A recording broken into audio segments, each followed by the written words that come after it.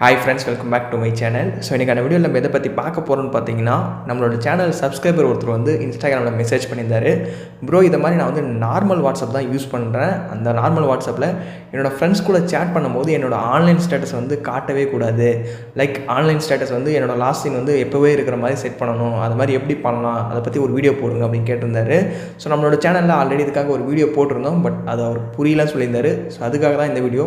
இந்த வீடியோல உங்களோட ஃப்ரெண்ட்ஸ், உங்க ஃபேமிலி மெம்பர்ஸ், உங்க லவர்ஸ் கூட நீங்க சேட் பண்ணும்போது உங்களோட ஆன்லைன் ஸ்டேட்டஸ் காட்டாத எப்படி அவங்க கூட சேட் பண்றது அத பத்தி தான் இந்த வீடியோல பார்க்க போறோம். சோ வீடியோவை ஃபுல்லா பாருங்க. சோ வாங்க வீடியோக்குள்ள போகலாம்.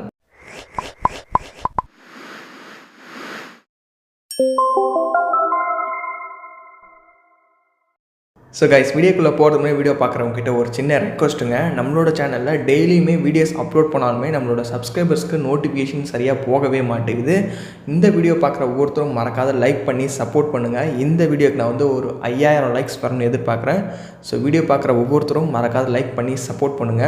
கீழே கமெண்ட் செக்ஷனில் நைஸ், சூப்பர், இந்த வீடியோ பார்த்தின கருத்துக்களை தயவு செஞ்சு கமெண்ட்டில் சொல்லுங்கள். நீங்கள் நம்ம சேனலுக்கு புதுசாக இருந்தீங்கன்னா சப்ஸ்கிரைப் பண்ணிவிட்டு பெல் ஐக்கானை ப்ரெஸ் பண்ணிவிட்டு ஆல் போட்டிங்கன்னா இதை மாதிரி யூஸ்ஃபுல்லான வீடியோஸ் எல்லாமே நீங்கள் மிஸ் பண்ணாதான் வாட்ச் பண்ணிக்கலாம். ஸோ கைஸ், உங்களோட ஃப்ரெண்ட்ஸ்க்கு நீங்கள் ஆன்லைன் ஸ்டேட்டஸ் இல்லாத மெசேஜ் பண்ணுறதுக்கு ஒரு சின்னதாக ஒரு அப்ளிகேஷன் மட்டும் இன்ஸ்டால் பண்ணணும். கீழே டிஸ்கிரிப்ஷனில் ஆப் லிங்க் கொடுத்துருக்கேன். அந்த லிங்கை கிளிக் பண்ணி ஆப்பை டவுன்லோட் பண்ணுறேங்க.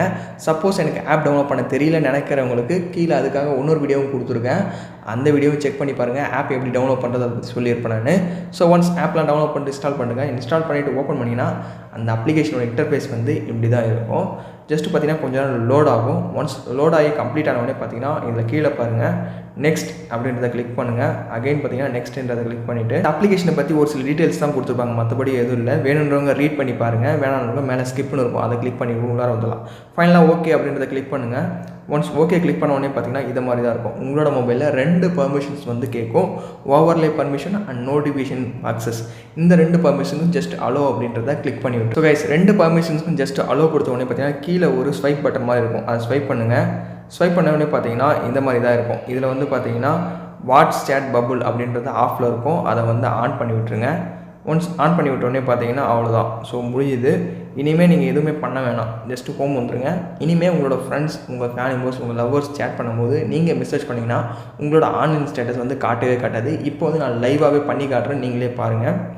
ஸோ பார்த்தீங்கன்னா இப்போ வந்து என்னோடய இன்னொரு வாட்ஸ்அப் வந்து ஓப்பன் பண்ணிக்கிறேன். வாட்ஸ்அப் ஓப்பன் பண்ணிவிட்டு ஹாய் அப்படின்றத டைப் பண்ணுறேன்.